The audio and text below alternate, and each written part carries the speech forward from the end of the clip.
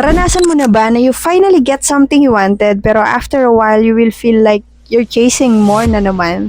Yung dati, dream mo lang magkaroon ng magandang phone. Nung nakuha mo na, bigla namang may bagong model. Or nung dati, gusto mo lang ng stable na trabaho. Pero ngayon, hinahanap mo na yung mas mataas pa. Tapos yung dati, pangarap mo lang mag-work from home para di ka ma-stuck sa traffic. Pero ngayon, nagre-reklamo ka kasi naboboring ka na. Na para bang walang ending yung I want more cycle. Huy, bes, ano pa talagang gusto natin gawin sa buhay? Sige, tatanungin kita. How do you feel habang nag-chase ka ng more? Are you excited or low-key anxious? Are you motivated or constantly stressed na hindi sapat yung ginagawa mo? Kasi minsan hindi naman problema na gusto mong umangat eh.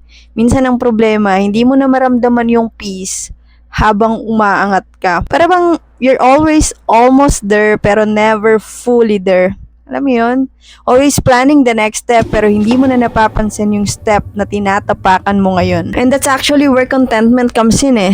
Not settling but learning to pause and appreciate without losing your drive.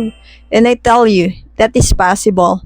You just need to learn how to appreciate what you already have while still growing.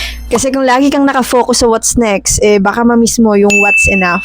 And maybe the real shift starts when you realize na pwede ka pala maging masaya kahit nasa proseso ka pa lang sa pag-abot ng mga pangarap mo. Kasi pag tungtong mo sa finish line, for sure, you will chase for another step na naman. So maybe the goal was never just to arrive, but to learn how to actually live while you are on the way there. And ang sikreto, just be grateful. Ganun lang kasimple.